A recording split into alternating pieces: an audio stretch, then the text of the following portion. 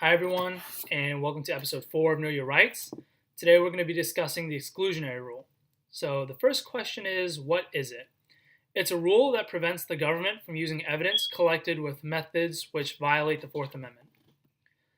So, the two important cases to know when it comes to this, which really set the groundwork for this law, are Matt versus Ohio, which ruled that evidence from unlawful searches and seizures can't be used in court, and Miranda v. Arizona, which you might remember from the Miranda rights episode, which ruled that the exclusionary rule also applies to self-incrimination from the suspect due to their ignorance of their rights under the Fifth Amendment, and evidence collected from the government in violation of a suspect's Sixth Amendment right to legal counsel. So, if evidence is found to be in violation of the exclusionary rule, the government can't use it against a defendant in court in order to prosecute them. So, building off of this exclusionary rule is the fruit of the poison tree doctrine, which states that any secondary evidence found as a result of evidence obtained illegally is also considered to be inadmissible in court. So, if police officers break into someone's apartment and they illegally obtain some evidence which then links them to another piece of evidence, both are inadmissible in court because of the illegal fashion in which the police obtained the first piece of evidence. The exclusionary rule is really important because it helps keep police officers honest, and it helps protect citizens and their Fourth Amendment rights by basically guaranteeing that if their rights were violated, that it can't be used against them. However, there are certain exceptions to this rule. The first being the good faith exception, which states that evidence isn't excluded if it was collected by police officers acting under the reasonable belief that their search warrant was valid, but it later turns out, for whatever reason, that their search warrant was invalid. So if police officers get a search warrant and they conduct a search and seizure, they find evidence, but it later turns out there was a mistake in the processing or acquisition of this search warrant, the evidence can still be admissible since the police officers were acting under the reasonable belief that they had a valid search warrant. The second exception is the independent source doctrine, which states that any evidence found illegally but later found using valid methods can be admissible in court. So, the important Supreme Court case that set the groundwork for this doctrine is called Murray v. United States. So, police officers illegally entered a warehouse, a private warehouse, and saw a bunch of bales covered by tarps and cloths, and sheets.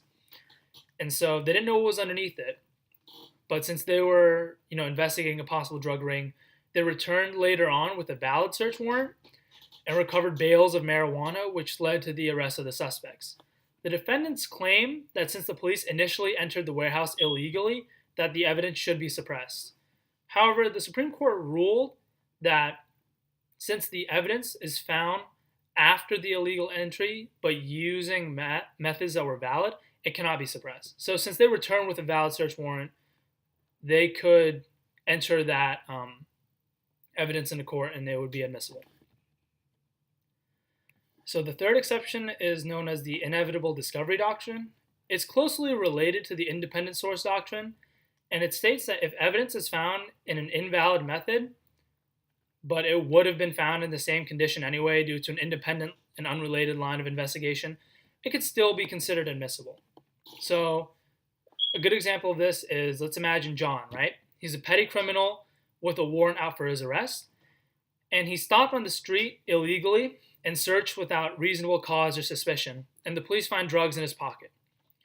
His lawyer can move to suppress the drugs and the evidence related to it in court, but since John already had a warrant out for his arrest, it can be reasoned that the drugs would have been found on him anyway by an unrelated investigation, and therefore can be admissible in court. The next exception is known as the attenuation doctrine. So this applies in cases where the relationship between the evidence gathered in question and the invalid methods of law enforcement is too thin, meaning that if there isn't a strong link between the misconduct of the police officer and the evidence found, the evidence can be used in court. So the important Supreme Court case, which laid the groundwork for this doctrine, is called Utah versus Strife. So a narcotics officer was surveilling a suspected drug house, and he sees Strife walking out of it. He follows Strife and detains him at a gas station, And dispatch relays information to the officer telling him that Strife has an outstanding warrant for parking violations or traffic violations, something along those lines. And so the officer arrests him, and Strife is found with methamphetamine and drug paraphernalia. So Strife, the defendant, tried to suppress the methamphetamine in court due to the unconstitutional nature of the stop, but the government argued that the arrest warrant weakens the connection between the unlawful stop and the discovery of drugs, since it was pre-existing. The Supreme Court found that even though drugs were discovered within minutes of the detainment, the pre-existing arrest warrant and the fact that the officer's violation wasn't particularly flagrant, that the connection between the unlawful conduct and the arrest was really weak. Therefore, he could have been charged with possession of drugs, and the possession of drugs and paraphernalia could be admissible as evidence in court. The next exception is sort of an exception. It's called evidence admissible for impeachment. This basically states that the exclusionary rule doesn't prevent the government from using illegally obtained evidence to attack a defendant's credibility in trial. So let's take, for example, Jim, right? He's a businessman. He's on trial for fraud. And so obviously he's going to testify in court, trying to testify to his character. And a police officer goes into his home illegally and he finds drugs. The drugs can't be used in court against him to prosecute him, but the fact that he has drugs, even though it was obtained illegally, can be used against him to attack his credibility in court and, attack his character and testimony. The final exception is called qualified immunity. This is a type of legal immunity which protects police officers from lawsuits by defendants invoking their rights under the exclusionary rule. The police officers in question would be protected from lawsuits and harassments and whatnot, unless it can be found that no officer could reasonably find that their conduct was legal. So this basically protects officers who make mistakes in their line of duty or who think they're just doing their job but somehow make mistakes and violate a suspect's rights.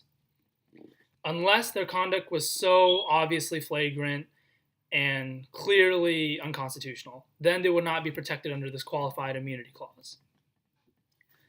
So I suppose the biggest question with all this is, why is all this important? Because the vast majority of people are not criminals, and the majority of criminals are not arrested and in jail due to police misconduct. And on top of that, if you do find yourself in this situation, this is a matter for your attorney to handle. I just believe it's important to understand what is and isn't acceptable for law enforcement to do, especially when pursuing an investigation. And it's very important to understand one's rights against unlawful searches and seizures, because ignorance of one's rights is what leads to their loss. So I just want to thank everyone for coming back to watch episode 4 of Know Your Rights, and I hope you'll all return for episode 5.